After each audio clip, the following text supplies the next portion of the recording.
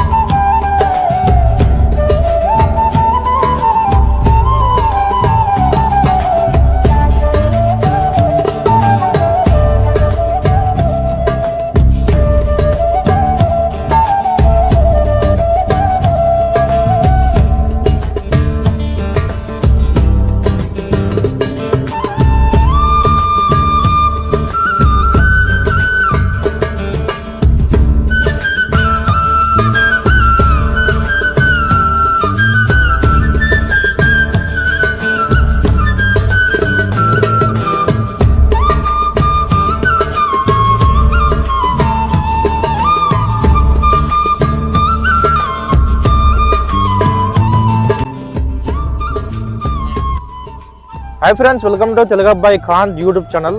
ఇప్పుడు నేను ఫ్రెండ్ వచ్చేసి నంద్యాల జిల్లాలోని బనగానపల్లి పట్టణంలో శ్రీ మధ్విరాట్ పోతులూరి వీరబ్రహ్మేంద్ర స్వామి వారు నివసించిన ఒక ఇంటిని ఈ వీడియోలో మీకు చూపించబోతున్నాను.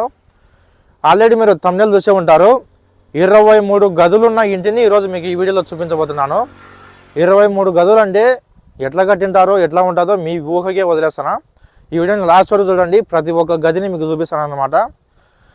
ముందుగా విషయానికి వస్తే వీరబ్రహ్మేంద్ర స్వామి వారు 12 ఏళ్ల వయసులో పాపాగ్ని మఠం నుంచి, అంటే కర్ణాటకలో ఉన్న పాపాగ్ని మఠం నుంచి బనగానపల్లికి వచ్చి బనగానపల్లిలో అచ్చంబాంబ అనే మహిళ దగ్గర ఆవులు కాసే పని చేసేవారు. అలా ఆవులు కాసే పని చేస్తూనే బనగానపల్లి నుంచి 3 కిలోమీటర్ల దూరంలో ఉన్న రవలకొండకు వెళ్ళి అక్కడ ఆవుల చుట్టూ ఒక గీత గీసి కర్రతో ఆవులన్నీ కూడా ఆ గీత లోపలే ఉండేలాగా చూసి ఆయన వెళ్ళి ఒక గుహలో కాలజ్ఞానం రాసేవారు. అలా కాలజ్ఞానం రాసే విషయం అచ్చమాంబ గారు తెలిసింది. అచ్చమాంబ గారు బ్రహ్మంగారి మహిమలు తెలుసుకున్నారు. ఇదంతా మనకు తెలిసిన విషయం కదా. అయితే మనం ఈ వీడియోలో అచ్చమాంబ గారి 23 గదులున్న ఇంటిని చూడబోతున్నాం. అచ్చమాంబ గారిది అనమాట ఇల్లు. అదే మన బ్రహ్మంగారు నివసించిన ఇల్లు కూడా ఇదే అచ్చమాంబ గారిదే. అచ్చమాంబ గారి ఇంటితో పాటు మీకు ఈ వీడియోలో ఒక చింత చెట్టును కూడా చూపించబోతున్నాను. ఆ చింత చెట్టు యొక్క ప్రత్యేకత ఏంటంటే, స్వామివారు బనగానపల్లి నుంచి బ్రహ్మంగారి మఠం వెళ్ళి అక్కడ జీవ సమాధి అయ్యే ముందు స్వామివారు రాసిన కాలజ్ఞాన తాళపత్ర గ్రంథాలను అంటే అచ్చమాంబ గారి ఇంటి దగ్గర ఒక పెరటి ప్రాంతంలో ఒక గుంత తవ్వి ఆ గుంత లోపల ఆయన రాసిన తాళపత్ర గ్రంథాలు పెట్టి వాటిని మట్టితో కప్పి వాటిపైన ఒక చింత చెట్టును నాటారు. ఆ చింత చెట్టు ఇప్పుడు కూడా ఉంది. దాని వయసు సుమారు 250 సంవత్సరాల పైనే ఉంటుంది. ఆ చింత చెట్టును కూడా మీకు ఈ వీడియోలో చూపించబోతున్నాను. స్వామివారు వీరభోగ వసంతరాయలుగా మళ్ళీ జన్మిస్తాను అని చెప్పారు కదా. అలా జన్మించినప్పుడు ఈ చింత చెట్టుకు మల్లెపూలు కాస్తాయంట. ఒకవేళ ఎప్పుడైతే ఈ చింత చెట్టుకు మల్లెపూలు కాస్తాయో మనం అర్థం చేసుకోవాలి స్వామివారు ఎక్కడో ఒక చోట జన్మించినారని చెప్పి. అలాగే ఇంకొక ఇంపార్టెంట్ విషయం ఏంటంటే, స్వామివారు రాసిన కాలజ్ఞాన తాళపత్ర గ్రంథాలు మొత్తం 4 భాగాలు అయితే 3 భాగాలు ఈ చింత చెట్టు కిందనే ఉన్నాయంట. ఇంకొక భాగం వచ్చేసి స్వామివారు ప్రచారం చేయమని బయటికి ఇచ్చారు. ఇప్పుడు మనం న్యూస్లో కానీ సోషల్ మీడియాలో కానీ వింటున్నవి ఆ ఒక్క భాగంలో ఉన్న వాక్యాలే. అంటే బ్రహ్మంగారి వాక్యాలు వింటున్నాం కదా మనం న్యూస్లో కానీ సోషల్ మీడియాలో కానీ, అవన్నీ కూడా ఒక్క భాగంలోనే మాత్రమే. ఆ ఒక్క భాగంలో కూడా కొన్ని బ్రహ్మంగారి మఠంలో వీరబ్రహ్మేంద్ర స్వామి వారి సజీవ సమాధి పైన ఉన్నాయన్నమాట. ఇంకొన్ని వచ్చేసి మన సిద్ధయ్య గారి మఠంలో ఉన్నాయి. అలాగే ఈ చింత చెట్టుకు కొన్ని మహిమలు కూడా ఉన్నాయన్నమాట. ఆ మహిమలు ఏంటంటే, ఈ బనగానపల్లి పట్టణానికి ఏదైనా ఆపద వస్తుందంటే ముందుగానే, అంటే కొన్ని రోజుల ముందుగానే ఈ చింత చెట్టుకు చీము నెత్తురు గారి ఆ సంకేతాన్ని తెలియజేస్తుందంట. అంటే రానున్న రోజుల్లో ఈ బనగానపల్లి పట్టణానికి ఏదో ఆపద రాబోతుందని చెప్పి మనం అర్థం చేసుకోవాలి. ఒకవేళ చింత చెట్టుకు చీము నెత్తురు కాడితే. అలాగే 1975 ఆ సంవత్సరంలో ఈ చింత చెట్టుకు చీము నెత్తురు కారినాదంట. అప్పుడు ఏ ఆపద వచ్చిందో మనకంత డీటెయిలింగ్గా తెలియదు, కానీ అప్పుడు కారినాదంట చీము నెత్తురు. మాకు పూజారి గారు తెలియజేశారు ఈ విషయాన్ని. ఇంకా మనం ఏం లేట్ చేయకుండా డైరెక్ట్గా మనం అచ్చమాంబ గారి ఇంటి దగ్గరికి వెళ్ళి ఇంకొన్ని విషయాలు తెలుసుకుందాం. రండి వెళ్దాం. ఓకే ఫ్రెండ్స్, బనగానపల్లిలోని అచ్చమాంబ గారి ఇంటి దగ్గరికి అయితే వచ్చేసామన్నమాట. ఇంకా త్వరగా లోపలికి వెళ్ళి అచ్చమాంబ గారి 23 గదులు ఉన్న ఇంటిని, అలాగే స్వామివారు స్వయంగా తన చేతులతో నాటిన చింత చెట్టును చూద్దాం. రండి వెళ్దాం.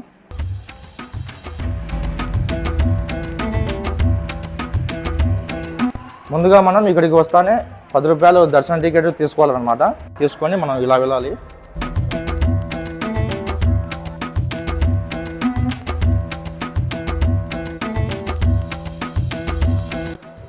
ఓకే, ఇదంతా మొత్తం చూస్తున్నారు కదా, ఈ టైల్స్ గిల్స్ అంతా, ఇదంతా రీసెంట్గా కట్టినది అనమాట. స్వామివారు ఉన్నప్పుడు ఇది మొత్తం పెరడి ప్రాంతం, అంటే గార్డెన్. ఆ పెరడి ప్రాంతంలోనే స్వామివారు ఇక్కడ చింత చెట్టును నాటారు. స్వామివారు స్వయంగా తన చేతులతో నాటిన చింత చెట్టు అనమాట ఇది. ఈ చింత చెట్టు కింద స్వామివారు తాళపత్ర గ్రంథాలు పెట్టారనమాట. ఎగ్జాక్ట్గా ఈ పాయింట్లోనే స్వామివారు గుంత తవ్వి ఆ గుంత లోపల తాళపత్ర గ్రంథాలు పెట్టి ఈ చింత చెట్టును వాటిపై నాటారు. చూడండి, ఈ చింత చెట్టు చూడడానికి చిన్న వయసు ఉన్నదాని మాదిరి కనపడుతుంది, కానీ దీని వయసు సుమారు 250 సంవత్సరాలు పైనే ఉంటుంది అనమాట. అలాగే మనం మాట్లాడుకున్నాం కదా, 1975 ఆ సంవత్సరంలో ఈ బనగానపల్లికి ఏదో ఆపద రాబోతుందని తెలియజేయడానికి ఈ చింత చెట్టు ఇక్కడ చీము నెత్తురు కార్చిందంట. అంటే బనగానపల్లెకు రానున్న రోజుల్లో ప్రమాదం రాబోతుందని చెప్పి ఇక్కడ చీము నెత్తురు కార్చి ఈ పంగలలో నుంచి ఆ సంకేతాన్ని తెలియజేసిందంట. అలాగే మనం చెప్పుకున్నాం కదా, ఈ చింత చెట్టు కింద స్వామివారు 3 భాగాలు పెట్టారు. మొత్తం తాళపత్ర గ్రంథాలు స్వామివారు రాసినవి వచ్చేసి 4 భాగాలు అనమాట. 3 భాగాలు వచ్చేసి ఈ చింత చెట్టు కింద పెట్టారు. ఇంకొక భాగం వచ్చేసి ప్రచారం చేయమని మనకి ఇచ్చారనమాట. ఇప్పుడు మనం సోషల్ మీడియాలో కానీ న్యూస్లో కానీ వింటున్నాం కదా, బ్రహ్మంగారు రాసిన కొన్ని వాక్యాలు, అవన్నీ కూడా ఒక్క భాగంలోని మాత్రమే. ఆ ఒక్క భాగంలో కూడా కొన్ని వీరబ్రహ్మేంద్ర స్వామి వారి, బ్రహ్మంగారి మఠంలో వీరబ్రహ్మేంద్ర స్వామి వారి సజీవ సమాధి పైన ఉన్నాయి. ఇంకొన్ని వచ్చేసి మన సిద్ధయ్య గారి మఠంలో ఉన్నాయన్నమాట. ఇంకా 3 భాగాలు వచ్చేసి ఇక్కడనే ఉన్నాయి. మళ్ళీ స్వామివారు వీరభోగ వసంతరాయలుగా మళ్ళీ వచ్చి ఈ చింత చెట్టు కింద ఉన్న ఆ 3 భాగాలను తీసి ఆయనే ప్రచారం చేస్తాడంట.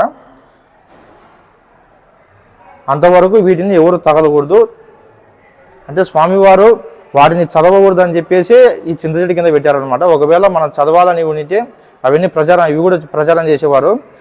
అవి ఈ చింత చెట్టు కింద పెట్టారంటే ఆయన ఏ సంకల్పంతో పెట్టి ఉండవచ్చో. ఓకే, అలాగే ఇక్కడ వెళ్దామండి. మనం ఇలానే వెనకాలకి వెళ్తే 2 విగ్రహాలు అయితే ఉన్నాయన్నమాట.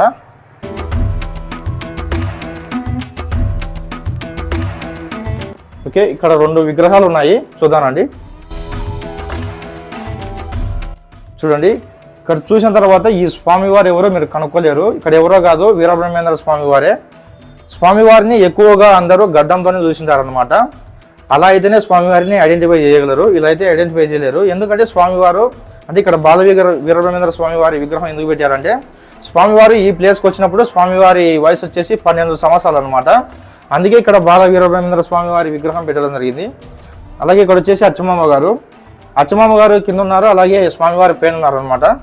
ఎందుకంటే వయసులో అచ్చమామ గారు పెద్దవారు అయినప్పటికీ స్వామివారి మహిమలు తెలుసుకున్న తర్వాత స్వామివారు దేవుడు లాంటి మనిషి అని అర్థం చేసుకొని స్వామివారి దగ్గర శిశరికం పొందారు అనమాట అమ్మవారు.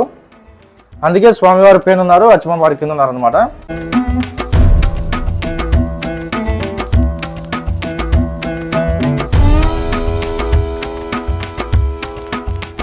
ఓకే ఫ్రెండ్స్, చింత చెట్టును అలాగే ఇక్కడ ఉన్న విగ్రహాలను చూశారు కదా. ఇంకా ఏం లేట్ చేయకుండా అచ్చమాంబ గారి 23 గదులు ఉన్న ఇంటిని చూద్దాం, రండి వెళ్దాం. ఆ ఇల్లు కూడా ఎక్కడే లేదు, ఈ మన పక్కనే ఉందన్నమాట. ఇక్కడ చూడండి, అచ్చమ్మ ఇంటికి దారి అనమాట, 1వ నెంబరు. ఓకే, రండి లోపలికి వెళ్దాం. ఇది 1వ నెంబర్ రూమ్ అనమాట. ఇక్కడ వీరబ్రహ్మేంద్ర స్వామి వారి విగ్రహం ఉంది చూడండి. అలాగే ఇక్కడ వచ్చేసి అచ్చమాంబ గారు ఉన్నారు. మొత్తానికైతే లోపలికి దారి అనమాట. ఇది 2వ నెంబరు, అంటే మన 2వ నెంబర్ కింద రూమ్ ఉందన్నమాట.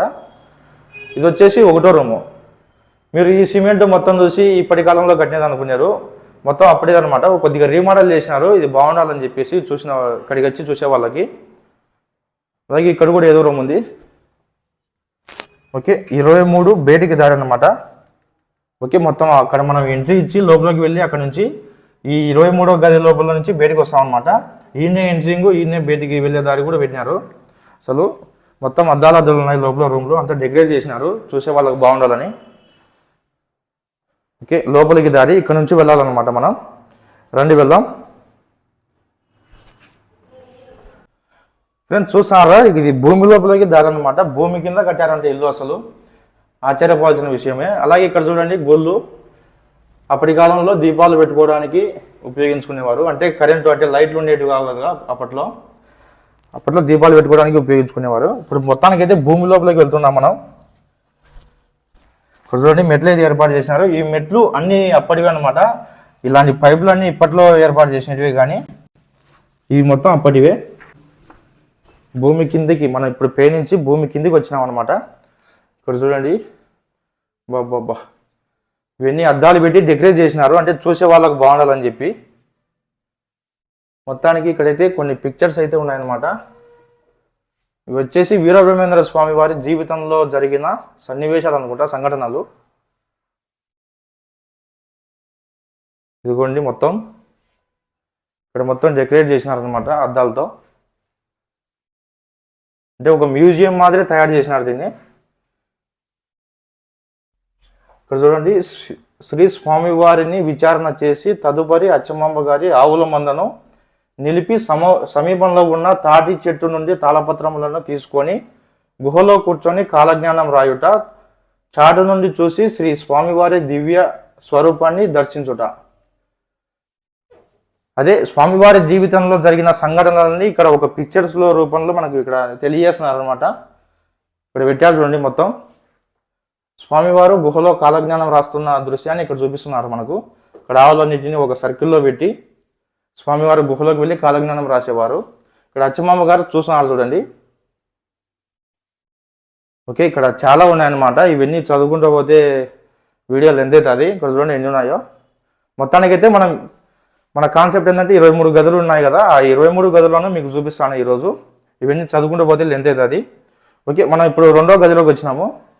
అలాగే ఇక్కడ చూడండి, ఇక్కడే ఉందన్నమాట 3వ గది. ఇక్కడ చూడండి 3వ గది అని చెప్పేసి ఇక్కడ యారో మార్క్ చేసినారు. ఓకే, 3వ గది చూడండి, ఒక మనిషి నిలబడేంత ఒక చిన్న రూమ్ అనమాట ఇది. అంతే. ఇక్కడ వీరబ్రహ్మేంద్ర స్వామి వారు ఉన్నారన్నమాట, ఇక్కడ సిద్ధయ్య గారు. అలాగే ఇక్కడ చూడండి ఏదో రాశారు, గరిమిరెడ్డి అచ్చమాంబ కుమారుడు బ్రహ్మానందరెడ్డి శ్రీ వీరబ్రహ్మం గారి దివ్య దృష్టి ద్వారా చూపును పొందుట. అంటే అచ్చమాంబ కుమారుడు అనమాట. ఇక్కడ చూడండి, ఇక్కడ అచ్చమాంబ గారు, ఇక ఈయన వచ్చేసి అచ్చమాంబ కుమారుడు బ్రహ్మానందరెడ్డి. ఈయనకు కళ్ళు కనిపించవు.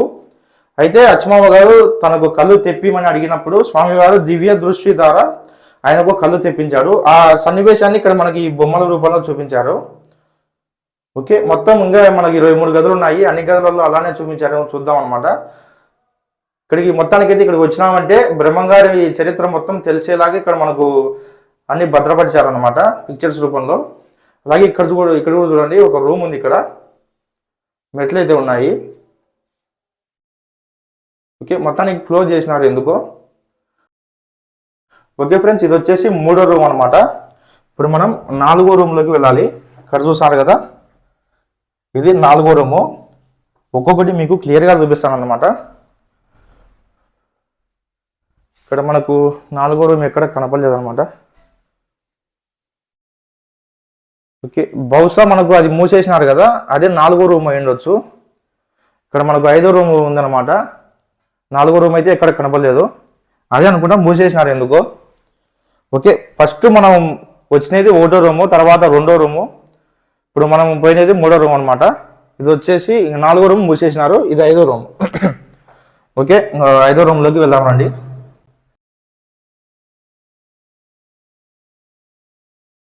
ఇప్పుడు మనం అండర్ గ్రౌండ్లో తిరుగుతున్నాం అనమాట. చూడండి ఎంత వింతనో అసలు. అప్పటి కాలంలోనే, టెక్నాలజీ లేని కాలంలోనే ఇక్కడ భూమి కింద కట్టినారు. అసలు ఆశ్చర్యపోవాల్సిన విషయం ఇది. ఇక్కడ కూడా కొన్ని బొమ్మలు పెట్టి ఆ సన్నివేశాలను తెలియజేస్తున్నారు, సంఘటనలను చాలా ఉన్నాయన్నమాట. ఇక్కడ అచ్చమాంబ గారు, ఇక్కడ స్వామివారి అనుకుంటా. ఓకే, చాలా ఉన్నాయి, మనం అన్నీ చూపించుకుంటూ వెళ్దాం. ఇలాంటి బొమ్మల రూపంలో ఉండేటివి. పిక్చర్స్ అయితే చదవలేవు అనమాట, ఎక్కువ ఉన్నాయి, వీడియోలు ఎత్తి అయిపోతుంది. ఓకే, 6వ రూము. ఓకే, మళ్ళీ 6వ రూమ్ ఉందన్నమాట. అంటే 5వ రూము ఇంతవరకే, అన్ని చిన్న చిన్న రూములు. 6వ రూమ్ అనమాట ఇదే అనుకుంటా. ఈ మొత్తం ఈ వరుసల్లో 6వ రూమ్ చూడండి. అలాగే ఇక్కడ వచ్చేసి 7వ రూమ్ ఉంది. మళ్ళీ ఇక్కడ కూడా కొన్ని బొమ్మలు అయితే పెట్టారు చూడండి. స్వామివారు ఆవులను మేపుతున్నట్టు ఇక్కడ కొన్ని సన్నివేశాలు పెట్టారు చూడండి. అంటే ఆ సంఘటనను ఇక్కడ చూపించారు. ఇది రవ్వలకొండలో జరిగిన సంఘటన. ఇక్కడ నుంచి బనగానపల్లి నుంచి 3 కిలోమీటర్ల దూరంలో ఉన్న రవ్వలకొండకు వెళ్ళి స్వామివారు ఆవులను మేపేవారు. అక్కడే ఒక గుహలో కాలజ్ఞానం రాసేవారు. ఓకే, ఇది వచ్చేసి 6వ రూము, ఇది 7వ రూము ఇప్పుడు చూసేది మనం. అలాగే ఇక్కడ చూడండి 8వ రూమ్ అనమాట. ఇలా వెళ్ళాలి. ఓకే, ఇక్కడ 8వ రూము, అది వచ్చేసి 9వ రూము. అంటే 8వ రూమ్ వచ్చేసి ఇదేనమాట. ఇక్కడ చూస్తున్నారు కదా 8వ రూము ఇదే. మొత్తం ఈ వర్షాల్లో 8వ రూము. ఇక్కడ కూడా చూడండి, శ్రీ వీరప్పయ్య స్వామి కాలజ్ఞానం రాయుటకు తాటి చెట్టు నుండి తాళపత్రములను సేకరించుట. స్వామివారు కాలజ్ఞానం తాళపత్ర గ్రంథాలు అంటే తాటి ఆకుల మీద రాసేవారు కాలజ్ఞానం. ఇక్కడ చూడండి, తాటి చెట్టు నుండి తాటి ఆకులను సేకరిస్తున్నారు. ఇక్కడ ఇదిగోండి, స్వామివారు తాటి ఆకులను సేకరిస్తున్నారు వాటిపైన కాలజ్ఞానం రాయడానికి. ఆ దృశ్యాన్ని మనకి ఇక్కడ చూపిస్తున్నారు ఈ బొమ్మ రూపంలో. ఓకే, చూశారు కదా, ఇది 8వ రూము. ఇప్పుడు మనం 9వ రూమ్లోకి వెళ్ళాలి. ఇక్కడ చూడండి, ఇక్కడే ఉందన్నమాట 9వ రూము. ఈ 9వ రూములో మనకు కొద్దిగా స్పేస్ అయితే వచ్చిందనమాట. మళ్ళీ ఇక్కడ చూడండి, ఈ 9వ రూములో స్వామివారు గుహలో కాలజ్ఞానం రాస్తున్న సన్నివేశాన్ని ఇక్కడ మనకు ఏర్పాటు చేసినారు చూడటానికి. ఇక్కడ కోనేరు ఉంది, రవ్వలకొండలో కోనేరు కూడా ఉంటుంది అనమాట. ఆ కోనేరు కూడా ఇక్కడ చూపిస్తున్నారు మనకు. ఇది రవ్వలకొండలో జరిగిన సన్నివేశం అనమాట. ఇక్కడ మనకు చూపిస్తున్నారు. ఇక్కడ ఆవులన్నిటిని స్వామివారు ఒక గీత గీసి ఆవుల చుట్టూ ఆవులన్నీ కూడా ఆ గీత లోపల ఉండేలాగా చేసి స్వామివారు గుహలోకి వెళ్ళి కాలజ్ఞానం రాసేవారు. అలాగే ఇది వచ్చేసి తాటి చెట్టు అనమాట. అసలు సూపర్ అబ్బా, అన్నీ మనకు మొత్తం చూపిస్తున్నారు. మొత్తానికి బ్రహ్మంగారి చరిత్ర మొత్తం తెలుస్తుంది. ఇక్కడికి వచ్చినామంటే బనగానపల్లిలోని అచ్చమ్మ గారి ఇంటికి వచ్చినామంటే ఖచ్చితంగా తెలుసుకోవాలి అందరూ స్వామివారి జీవిత చరిత్రను. అలాగే ఇక్కడ కూడా ఏదో బొమ్మ ఉందన్నమాట, విగ్రహం అచ్చమ్మ గారిది. ఇక్కడ ఏదో ఉయ్యాల తొట్టి అని రాసినారు, కానీ ఉయ్యాల తొట్టి ఇక్కడే కానీ లేదనమాట. ఓకే, మొత్తానికైతే ఇది 9వ రూమ్ అనమాట. ఇప్పుడు మనం 10వ రూమ్లోకి వెళ్తున్నాం. ఇక్కడ చూడండి 10వ రూము. ఓకే, 10వ రూమ్లోకి వెళ్తున్నాం, రండి. ఇక్కడ చూడండి గూళ్ళు ఉన్నాయి కదా, మొత్తం దీపాలు పెట్టుకోవడానికి గూళ్ళు ఏర్పాటు చేస్తున్నారు లోపల. బాబా, ఇది మాత్రం అద్భుతం అసలు. ఇక్కడ చూడండి అద్దాలతో డెకరేట్ చేసినారనమాట. ఇక్కడ కూడా ఇది పెద్ద రూము. అలాగే ఇక్కడ చూస్తున్నారు కదా స్వామివారి విగ్రహం అనమాట. ఉయ్యాల తొట్టి అని రాసినారు కదా అక్కడ, ఇదే అనుకుంటా. ఇది బంగారు విగ్రహం అలాగే ఉందన్నమాట. కాదు, పూత ఉండొచ్చు అనమాట. ఓకే, ఇక్కడ చూడండి ఎంత అద్భుతంగా ఉందో ఈ రూమ్ వచ్చేసి. అద్దాలతో డెకరేట్ చేసినారు చూసే వాళ్ళకు బాగుండాలనే ఉద్దేశంతో. మొత్తానికైతే ఇది అప్పటి కాలంలో కట్టినదే. మొత్తానికి ఇక్కడ రీమోడల్ చేసినారు ఈ టైల్స్ అంతా మొత్తం వేసి.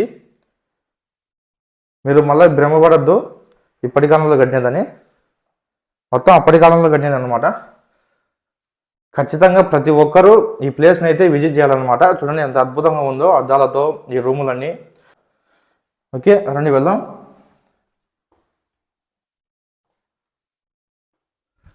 చూద్దాం ఇంకా. ఓకే, 10వ రూమ్ అయిపోయింది. 11వ రూమ్ చూడండి, ఇది ఇలా వెళ్ళాలి. యారో మార్క్ వేసినారు. 11వ రూము. 10 అయిపోయినది, ఇంకా 13 ఉన్నాయి. ఇంకా 23 గదులు కదా. చూద్దాం రండి అన్నీ. ఇంకా ఏమేమి రూమ్లో ఏ వింతలు ఉన్నాయో విడ్డూరాలు ఉన్నాయో చూద్దాం అనమాట. ఓకే, మొత్తానికైతే ఇది పెద్దగా ఉందన్నమాట రూమ్ వచ్చేసి. బాబా, ఇక్కడ చూడండి అన్ని సన్నివేశాలన్నీ మనకు ఒక బొమ్మల రూపంలో చూపిస్తున్నారు. ఇక్కడ స్వామివారి జీవితంలో జరిగిన సన్నివేశాలన్నీ మొత్తం ఇలా ఇక్కడ ప్రతి ఒక్క సన్నివేశానికి ఇక్కడ బోర్డులో రాశారనమాట. ఓకే, దండిగా ఉన్నాయి ఇక్కడ. చెప్తున్నా కదా, మీరు ఇక్కడికి వచ్చి చూస్తేనే ఆ ఎక్స్పీరియన్స్ వేరే ఉంటుంది. అంటే మీరు ఇవన్నీ చదువుకొని నిదానంగా ఒక 3 hours 2 hours ఇందులోనే ఉండి చదువుకొని బాగా స్వామివారి జీవిత చరిత్ర మొత్తం తెలుసుకొని వెళ్ళొచ్చు అనమాట. మేము వీడియోలో చూపించినామంటే లెంత్ అయిపోతుంది. దాదాపు అంటే 1-2 గంటలు అవుతుందన్నమాట ఇవన్నీ చూపిస్తే. ఓకే, మేము మొత్తానికైతే 23 గదులు చూపిస్తామన్నమాట. మీరు ఈ ప్లేస్ని విజిట్ చేసి ఇవన్నీ చూడండి, ఇక్కడ ఉన్న చరిత్ర మొత్తం చదవండి. ఓకే, అలాగే ఇక్కడ చూడండి ఒక సన్నివేశాన్ని చదువుదాం అనమాట. గ్రామ పెద్దల సమక్షంలో బ్రహ్మంగారు పోలేరమ్మ చేత గ్రామ మునసబు చుట్ట కాల్చుకున్నటకు నిప్పు తెప్పించుట, కందిమల్లాయపల్లె ప్రజలు స్వామి మహిమను గుర్తించుట. ఇది కందిమల్లాయపల్లెలో జరిగిన సంఘటన అన్నమాట. పోలేరమ్మ వారు కందిమల్లారెడ్డి గారికి చుట్ట కాల్చుకోవడానికి నిప్పు తెస్తున్నారు చూడండి. బ్రహ్మంగారు పిలిచింటే మట్టి విగ్రహంగా చేసిన పోలేరమ్మ వారు ఇక్కడ కందిమల్లారెడ్డి గారు అన్నమాట. ఇక్కడ స్వామివారు ఇక్కడ అటు సన్నివేశాన్ని మొత్తం తెలియజేసినారు మనకు. ఇక్కడ చూడండి, బనగానపల్లె నవాబు స్వామిని పరీక్షింపదలచి మాంసాహారాన్ని భోజన పదార్థాలుగా ఉంచగా స్వామి తన మంత్రజలములచే ఫలములుగా మార్చుట. స్వామి మహిమను గుర్తించి నవాబు పశ్చాత్తాపపడి స్వామిని సకల రాజోపచారములచే పూజించుట. స్వామివారికి తెలియకుండా, అంటే స్వామివారు గొప్పవారా కాదని చెప్పేసి తెలియకుండా గుడ్డ కప్పి ఆయనకు మాంసాహారాన్ని పెట్టారంట. స్వామివారు దివ్య దృష్టితో దాన్ని కనుక్కొని స్వామివారు వాటిని ఫలాలుగా మార్చినారు. ఏందబ్బా మాంసాహారాన్ని పెట్టినామే ఫలాలుగా మారిపోయినాయని చెప్పేసి ఆశ్చర్యపోయి నవాబు గారు స్వామివారి మహిమలు తెలుసుకున్నప్పుడు చూడండి పశ్చాత్తాపడుతున్నారు అనమాట. స్వామివారిని క్షమించమని ఆ దృశ్యాన్ని ఇక్కడ చూపించారు. ఇక్కడ మాంసాహారాలు పెట్టారు చూడండి స్వామివారికి ప్లేట్లో. ప్రతి ఒక్కటి మనకు డీటెయిల్గా చూపించారనమాట ఇక్కడ మనకు బొమ్మల రూపంలో. ఇక్కడ స్వామివారు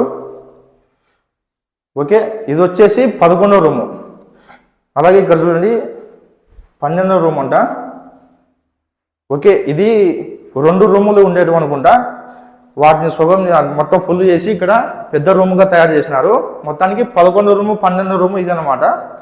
ఇక్కడ చూడండి అందులోకి ఇక్కడ 13వ రూము చూస్తున్నారు కదా, 13వ రూమ్ అనమాట. 11, 12 ఈ రూమే. సుగం ఉండేటివి దాదాపు ఫుల్గా చేసి పెద్దగా చేసినట్టున్నారు. ఓకే, 13వ రూమ్లోకి అయితే మనం వెళ్ళబోతున్నాం. రండి వెళ్దాం. ఇక్కడ చూడండి ఒక మనిషి తిరిగేంత ప్లేస్ మాత్రమే ఉంది ప్రతి ఒక్క చోట. ఒక మనిషి మాత్రమే తిరగగలరు ఈ దారిలలో. అలాగే ఇక్కడ కూడా డెకరేట్ చేసినారు చూడండి. ప్రతి ఒక్క రూమ్ని గ్లాసెస్తో అయితే డెకరేట్ చేసినారనమాట. బాగుండాలని చెప్పి చూసే వాళ్ళకి, అంటే పాత కట్టడమే చూపిస్తే బాగుండదు కదా రూములు. అలాగే ఇక్కడ చూడండి, శ్రీ వీరబ్రహ్మేంద్ర స్వామి వారు అడవి మార్గంలో సంచరించుచుండగా బ్రహ్మ రాక్షసి దారికి ఆటంకము కలిగించను. స్వామివారు ఆ రాక్షసికి శాప విముక్తి కలిగించుట. ఆ సన్నివేశాన్ని ఇక్కడ చూపించారు. ఇక్కడ చాలా ఉన్నాయన్నమాట. ఇంకా ఇక్కడ బ్రాహ్మణులకు శాపం పెడుతున్న దృశ్యం అన్నమాట ఇది సన్నివేశం. ఓకే, ఒక్కసారి మీరు సీనియర్ ఎన్టీఆర్ గారిది వీరబ్రహ్మం గారి జీవిత చరిత్ర గురించి సీనియర్ ఎన్టీఆర్ గారు మూవీ చూశారు కదా, ఆ మూవీని చూసి ఇక్కడికి రండి. ఇంకా బాగా అర్థమవుతాయి ఇవి చూసి అప్పుడు చూసేటప్పుడు మీకు. ఓకే, శ్రీ వీరబ్రహ్మేంద్ర స్వామి ఇంటి యందు దొంగలు పడుట, చోర వృత్తితో బ్రతుకుతున్న దొంగలకు కాలజ్ఞానము బోధిస్తూ జ్ఞానోపదేశము చేయుట. కాలజ్ఞానం బోధించి వాళ్ళ జ్ఞానోపదేశం చేస్తున్నారు అనమాట. వీరబ్రహ్మేంద్ర స్వామి వారి ఇంటికి దొంగతనానికి వచ్చిన దొంగలకు. ఓకే, చాలా ఉన్నాయన్నమాట. ఇక్కడ చాలా ఇంట్రెస్టింగ్గా కూడా ఉంటుంది ఒక్కొక్క రూమ్ మనకి. ఇక్కడ చూడండి ప్రవేశము లేదంట ఇక్కడ. ఓకే, ఇది బయటికి వెళ్ళే దారి. ఇప్పుడు మనం వచ్చింది అక్కడి నుంచే బయటికి వెళ్ళే దారి. ఇప్పుడు మనం 13వ రూమ్లోకి వచ్చినాము. మళ్ళీ ఇప్పుడు 14వ రూమ్లోకి వెళ్తున్నాం అనమాట. ఇక్కడ చూడండి మొత్తం పేగి కట్టారనమాట. ఇప్పుడు మనం భూమి లోపలికి దిగినాము, మళ్ళీ పేగి వెళ్తున్నాము. అసలు ఏ ప్లానింగ్తో కట్టినారు చూడండి అప్పటి కాలంలోనే, టెక్నాలజీ లేని కాలంలోనే. ఓకే, దీని చుట్టూ మెట్లు అయితే ఏర్పాటు చేసినారు. అప్పటి కాలంలోనే ఇట్లా కట్టినారంటే చూడండి అచ్చమాంబ గారు ఎంత ధనవంతులు అప్పట్లోనే. ఓకే, ఇది చూడండి 15వ రూము. ఓకే, ఇప్పుడు మనం వచ్చినదే 14వ రూమ్ అనుకుంటా. ఓకే, ఇక్కడి వరకు ఈ మెట్లెక్కే వరకు 14వ రూము, మళ్ళీ 15వ రూము. రండి 15వ రూమ్లోకి వెళ్దాం. ఇక్కడ కూడా కొన్ని పిక్చర్స్ అయితే ఉన్నాయి. రండి వీటిని చూద్దాం. ఒక రౌండ్ వేద్దామండి ఈ రూమ్లో కూడా. ఓకే, ఇక్కడ చూడండి ఇది బనగానపల్లిలో జరిగిన సన్నివేశం. శ్రీ వీరబ్రహ్మేంద్ర స్వామి వారు రచించిన తాళపత్ర గ్రంథాలను గరిమిరెడ్డి అచ్చమాంబ గారి ఇంటి ఆవరణలో ఇక్కడ కొద్దిగా తుడిపోయిందనమాట. చింత చెట్టు కింద తాళపత్ర గ్రంథాలు పెట్టారని ఇక్కడ రాశారనమాట. ఇది చింత చెట్టు, స్వామివారు చింత చెట్టు కింద ఇక్కడ తాళపత్ర గ్రంథాలు పెట్టారు చూడండి 3 భాగాలు. ఓకే, ఆ సన్నివేశాన్ని ఇక్కడ చూపించారు. ప్రతి ఒక్కటి మిస్ కాకుండా ప్రతి డీటెయిలింగ్గా పెట్టినారు మనకైతే. ఇక్కడ శ్రీ వీరబ్రహ్మేంద్ర స్వామి వారు బనగానపల్లి నుండి బయలుదేరి మార్గ మధ్యంలో ఉన్న పెద్ద కొమ్మెర్ల గ్రామం నందు శివకోటయ్య ఆచార్య గారి ఏకైక పుత్రిక గోవిందమాంబని గోవిందమాంబ గారిని వివాహం చేసుకున్నట. స్వామివారి మ్యారేజ్కి సంబంధించినది అనమాట. ఓకే, చాలా ఉన్నాయి ఇక్కడ. స్వామివారి కుటుంబం చూడండి, శ్రీ వీరభట్టయ్యాచార్య స్వాముల వారి కుటుంబము. వీరభట్టయ్య అంటే ఎవరు అనుకుంటారు? స్వామివారు అనమాట. స్వామివారికి చాలా పేర్లు ఉన్నాయి. వీరప్పయ్య స్వామివారు, వీరబ్రహ్మేంద్ర స్వామివారు అని చెప్పేసి ఒక్కొక్క చోట స్వామివారిని ఒక్కొక్క విధంగా పిలిచేవారు. ఓకే రండి, చెప్తున్నాను కదా, ఇవన్నీ చదువుకుంటూ పోతే వీడియో లెంత్ అవుతుంది. ఖచ్చితంగా ఒకసారైనా విజిట్ చేయండి మీ లైఫ్లో ఈ ప్లేస్ని. మొత్తానికైతే ఇప్పుడు మనం వచ్చినది 15 రూమ్ కదా. ఓకే, 15 రూమ్లోకి వచ్చినాము. ఇక్కడ చూపి ఫ్రెండ్స్, 15 రూమ్ అయితే మనం ఇప్పుడు చూసినది అనమాట. ఇది వచ్చేసి 16 రూమ్ అనమాట. ఓకే, మొత్తానికైతే మనం ఏకంగా పేకి వచ్చేసినాం అనమాట. చాలా ఎత్తుకైతే వచ్చేసినాం. ఇక్కడ చూడండి 16 రూమ్ అనమాట మనం ఇప్పుడు వచ్చినది. ఓకే రండి. ఓకే, పేకి వచ్చేసినాం అనమాట. ఇది వచ్చేసి 16 రూము. ఒక రౌండ్ ఇద్దానండి.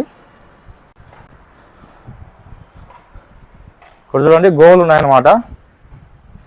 స్వామివారు ఆవులు మేపేవారు కదా, అందుకే ఇక్కడ గోవులను పెట్టారు. ఎక్కువ కనపడుతున్నాయి మనకు. ఓకే, 16 రూమ్ చూశారు కదా, మనం తిరిగినది ఇప్పుడు 16 రూము. ఇది వచ్చేసి 17 రూమ్ చూడండి, పేకంట. రండి వెళ్దాం.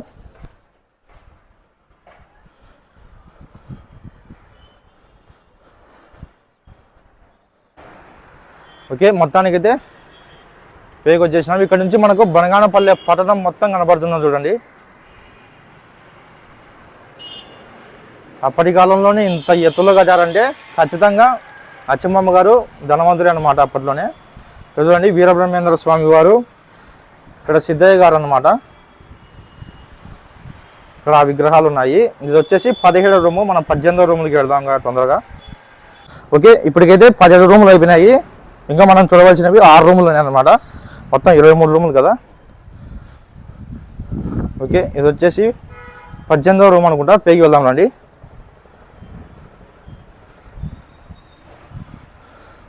ఇక్కడ చూస్తున్నారు కదా చింత చెట్టు అనమాట. స్వామివారు నాటిన చింత చెట్టు. సుమారు దీని వయసు 250 సంవత్సరాలు పెయిన్ ఉంటుంది. మనం చెప్పుకున్నాం కదా, స్వామివారు వీరభోగ వసంతరాలుగా తిరిగి వస్తున్న సమయంలో ఈ చింత చెట్టుకు మల్లెపూలు కాసి ఆ సంకేతాన్ని తెలియజేస్తున్నట. చింత చెట్టుకు మల్లెపూలు కాయడం ఏందో అసలు వింత కదా. స్వామివారు మళ్ళీ తిరిగి వచ్చేటప్పుడు దానికి అంటే స్వామివారు వస్తున్నారని తెలియడానికి ఇక్కడ మల్లెపూలు కాస్తాయండి ఈ చింత చెట్టుకు. ఎప్పుడైతే మల్లెపూలు కాస్తాయో అప్పుడు స్వామివారు మళ్ళీ పుట్టారని మనం అర్థం చేసుకోవాలి. ఓకే, మొత్తానికైతే ఇక్కడ కూడా స్వామివారి విగ్రహం ఉంది. ఇక్కడ వచ్చేసి అచ్చమాంబ గారు అనమాట.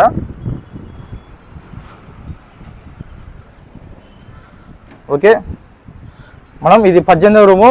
ఇంకా కిందికి వెళ్ళి 19వ రూమ్లోకి వెళ్దాం. రండి వెళ్దాం. ఓకే, ఇలా వెళ్దాం రండి. మొత్తం బనగానపల్లె పట్టణం మొత్తం కనబడుతుంది ఇక్కడ నుంచి.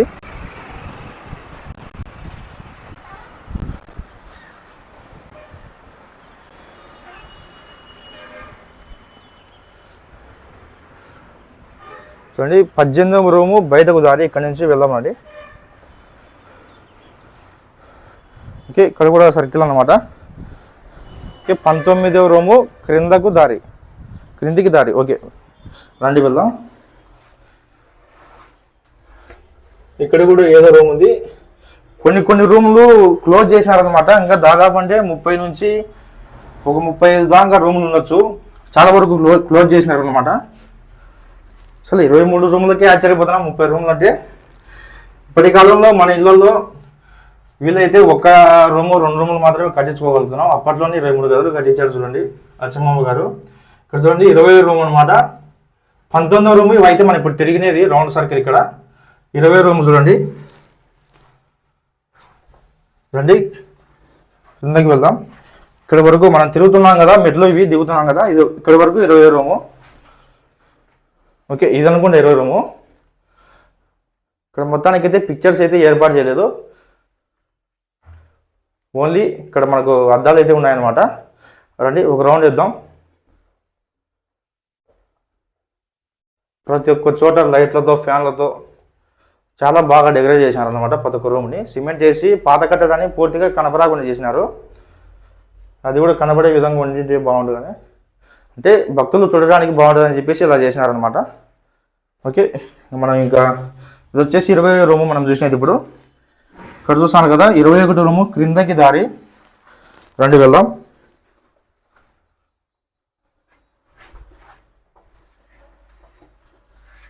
ఓకే, ఇది వచ్చేసి 21 రూము.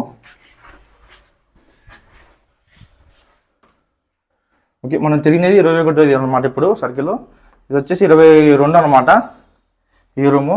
ఇక్కడ చూడండి, ఇక్కడ కూడా ఏదో రూమ్ ఉంది, కానీ ఇక్కడ కూడా క్లోజ్ చేసినారు. చెప్పాను కదా చాలా రూమ్లు ఉన్నాయి ఇంకా చూడటానికి, అవి క్లోజ్ చేసినారు అనమాట. అవి కూడా మనకు చూడటానికి అవకాశం ఉండింటే ఇంకా ఎక్కువ రూములు ఉండేవి ఇక్కడ. ఓకే, మొత్తానికైతే ఇది 22 రూమ్ అనమాట. రండి చూద్దాం ఒకసారి. ఇక్కడ కూడా పిక్చర్స్ ఉన్నాయన్నమాట. ఇక్కడ చూడండి, స్వామివారు సజీవ సమాధి అవుతున్నారు అనమాట. ఇక్కడ లోక కళ్యాణార్థమై శ్రీ మధ్విరాట్ పోతులూరి వీరబ్రహ్మేంద్ర స్వామి పూర్తి జ్ఞానసిద్ధి పొంది తమ శిష్యులకు, కుమారులకు, భార్యకు, ప్రజలకు సంపూర్ణముగా బోధించి కాలజ్ఞానము తద్వారా జ్ఞానసిద్ధుడై సజీవ సమాధి చెందుట. స్వామివారు సజీవ సమాధి చెందుతున్న దృశ్యం అనమాట, సన్నివేశం ఇది. అంటే స్వామివారు ఇక్కడ పుట్టినప్పటి నుండి స్వామివారు సజీవ సమాధి అయ్యే వరకు ఏమేం జరిగినాయని చెప్పేసి మొత్తం మనకి ఇక్కడ చూపిస్తారనమాట ఈ పిక్చర్స్ రూపంలో. చాలా ఎక్సలెంట్ అబ్బా. అలాగే ఇక్కడ చూడండి, సిద్ధయ్య గారికి జ్ఞానసిద్ధి పొందిన శ్రీ సిద్ధయ్య గారు దేవదారు పూలతో సమాధి వద్దకు చేరుకోగా స్వామివారి ఆఖరు దర్శనము కొరకై తపించగా స్వామివారు ప్రత్యక్షమయ్యి స్వామివారి అంగుళికము పాదుకలు ఏకదంతము సిద్ధయ్యకు ప్రసాదించుట. స్వామివారికి ఇక్కడ దర్శనము కొరకై తప్పించారనమాట. అందుకే స్వామివారు తన పాదుకలను సిద్ధయ్య గారికి ఇస్తున్న దృశ్యాన్ని, సన్నివేశాన్ని ఇక్కడ చూపించారు. లాస్ట్ ఇక్కడ చూడండి, స్వామివారి జీవితంలో జరిగిన సన్నివేశం ఇది. శ్రీ స్వామివారి ప్రియ కుమారుడైన శ్రీ పోతులూరయ్యకు మనోదీక్షలో స్వామి ప్రత్యక్షమయ్యి సమాధికి ఉత్తరా దిశగా ఉన్న కొండలలో జ్ఞానసిద్ధికి తపస్సు చేయమని ఆజ్ఞాపించుట. స్వామివారి కుమారుడు అనమాట ఈయన. పోతులూరయ్యకు శాపం పెట్టారు స్వామివారు. ఉత్తర దిశగా ఉన్న కొండలలో జ్ఞానసిద్ధికి తపస్సు చేయమని ఆజ్ఞాపించారు అనమాట. తపస్సు అంటే ఈయనకు శాపం పెట్టారు, ఆయన సమాధిని తవ్వారనమాట, స్వామివారి సమాధిని. అలా ఎందుకు తవ్వారని చెప్పేసి స్వామివారు పోతులూరయ్యకు ఇక్కడ శాపం పెట్టినారు. ఆ సన్నివేశం అనమాట లాస్ట్, ఇంకా స్వామివారి జీవితంలో జరిగిన సన్నివేశం అనమాట ఇది. ఇంకా అందుకే ఇక్కడ లాస్ట్ పిక్చర్ కూడా ఇదే. ఓకే, మొత్తానికైతే 22 రూములు తిరిగి వచ్చామన్నమాట. ఎన్ని ఉన్నాయి కదా అసలు, ఇక్కడ తప్పిపోయినా కానీ మనం కనుక్కోలేము అనమాట. రూమ్ నెంబర్లు వేశారు కాబట్టి ఒక్కొక్క దాన్ని చూసుకుంటూ మనం రావచ్చు. పుట్టినప్పటి నుండి జీవ సమాధి అయ్యే వరకు ఉన్నాయన్నమాట. ఫస్ట్ రూము పుట్టినప్పటి నుండి పిక్చర్స్ ఉంటాయి, ఇక్కడ జీవ సమాధి అయ్యే వరకు లాస్ట్ ఎండ్ అనమాట. ఇక్కడికి ఇంకా లాస్ట్ ఇక్కడ చూడండి, బయటకు దారి 23 రూము. మనం ఫస్ట్ చూసాం కదా ఎంట్రీ అయ్యేటప్పుడు. బయటకు దారి చూడండి 23 రూము. రండి. ఓకే, మళ్ళీ ఇది గూడికి చేరుకున్నట్టుంది అన్నమాట. మనం వెళ్ళిన రూమ్ నుంచే మళ్ళీ ఇక్కడికి వచ్చేసినాము. ఇక్కడ నుంచి వెళ్ళాం మనం. మొత్తానికైతే అండర్ గ్రౌండ్లో కట్టారనమాట. ఇది ఆశ్చర్యపోవాల్సిన విషయం అసలు, అండర్ గ్రౌండ్లో కట్టడం అప్పుడే కాలంలోనే. ఓకే ఫ్రెండ్స్, చూశారు కదా 23 గదులు ఉన్న అచ్చమ్మ గారి ఇల్లు అయితే ఇదనమాట. ఖచ్చితంగా మీ జీవితంలో ఒక్కసారైనా ఈ ప్లేస్ని విజిట్ చేయండి. అద్దాలతో, అలాగే స్వామివారి జీవిత చరిత్ర కలిగిన ఒక పిక్చర్లతో అసలు అద్భుతంగా ఉందన్నమాట. అలాగే చూశారు కదా కొన్ని బొమ్మలతో కూడా చూపించారు స్వామివారి జీవితంలో జరిగిన సన్నివేశాలు. ఫ్రెండ్స్, మీరు ఏదైనా పుణ్యక్షేత్రాలకు వెళ్ళాలనుకుంటే ఇక్కడి నుంచి, అంటే ఈ బనగానపల్లి నుంచి ప్లానింగ్ వేసుకోండి. చూడండి, ఈ బనగానపల్లి దగ్గరలో ఎన్ని పుణ్యక్షేత్రాలు ఉన్నాయో. స్వామివారి దేవస్థానం దగ్గరలో చూడవలసిన ప్రదేశాలు అనమాట. ఇక్కడ చూడండి, ఇక్కడ నుంచి రవ్వలకొండ వచ్చేసి 3 కిలోమీటర్లు అనమాట. అలాగే నేలమఠం వచ్చేసి 2 కిలోమీటర్లు. యాగంటి క్షేత్రం వచ్చేసి 14 కిలోమీటర్లు ఉంది ఇక్కడ నుంచి. నందవరం వచ్చేసి 10 కిలోమీటర్లు. కొత్తూరు సుబ్బరాయుడు స్వామి దేవాలయం వచ్చేసి 25 కిలోమీటర్లు ఉంది. మద్దిలేటి స్వామి దేవాలయం వచ్చేసి 28 కిలోమీటర్లు. ముచ్చట్ల టెంపుల్ వచ్చేసి 30 కిలోమీటర్లు. మహానంద్ వచ్చేసి 70 కిలోమీటర్లు. అహోబిలం దేవాలయం వచ్చేసి 70 కిలోమీటర్లు ఇక్కడ నుంచి. శ్రీశైలం వచ్చేసి 210 కిలోమీటర్లు. మంత్రాలయం వచ్చేసి 175 కిలోమీటర్లు. బ్రహ్మంగారి మఠం ఇక్కడ నుంచి 135 కిలోమీటర్లు ఉంది. నయనాలప్ప దేవాలయం వచ్చేసి 40 కిలోమీటర్లు, బెలుం గుహలు ఇక్కడ నుంచి 35 కిలోమీటర్లు, అలంపూర్ జోగులాంబ దేవాలయం వచ్చేసి ఇక్కడ నుంచి 100 కిలోమీటర్లు, ఓంకారం వచ్చేసి 70 కిలోమీటర్లు అనమాట. అంటే ఇక్కడ నుంచి ప్లానింగ్ చేసుకోండి. ఒకసారి దీన్ని స్క్రీన్ షాట్ తీసుకున్నాను అనమాట. మీకు ఇక్కడ నుంచి ప్లానింగ్ చేసుకున్నారంటే పుణ్యక్షేత్రాలకు వెళ్ళాలని డీటెయిలింగ్గా ఉందన్నమాట. ఇక్కడ నుంచి ఇంత దూరం ఉన్న ఈ టెంపుల్ అని చెప్పేసి చుట్టుపక్కల చూడవలసిన ప్రదేశాలన్నీ ఇవి ప్రముఖ పుణ్యక్షేత్రాలు అనమాట. చాలా అద్భుతంగా ఉంటాయి ఆ లొకేషన్ కావచ్చు, ఆ టెంపుల్ కావచ్చు అన్ని. ఓకే ఫ్రెండ్స్, మీకు సజెస్ట్ చేయాలని చూపించాను అనమాట. ఇక్కడ ఉన్నది బోర్డు వచ్చేసి ఇది. ఓకే ఫ్రెండ్స్, వీడియో చూశారు కదా. వీడియో మీకు ఖచ్చితంగా నచ్చే ఉంటుంది అని అనుకుంటున్నాను. ఈ వీడియోకి మర్చిపోకుండా ఒక లైక్ కొట్టండి. అలాగే ఇలాంటి మరిన్ని వీడియోస్ కోసం మన ఛానల్ని ఖచ్చితంగా సబ్స్క్రైబ్ చేసుకోండి. అలాగే సబ్స్క్రైబ్ చేసుకున్న వాళ్ళు గంట సింబల్ని యాక్టివేట్ చేసుకోండి. చాలామంది యాక్టివేట్ చేసుకోలేదు. ఆ గంట సింబల్ని యాక్టివేట్ చేసుకోవడం వల్ల మేము ఏదైనా వీడియో పెడితే వెంటనే మీకు నోటిఫికేషన్ ద్వారా మీకు వస్తుంది అనమాట ఆ video. Okay friends, thanks for watching. Thank you.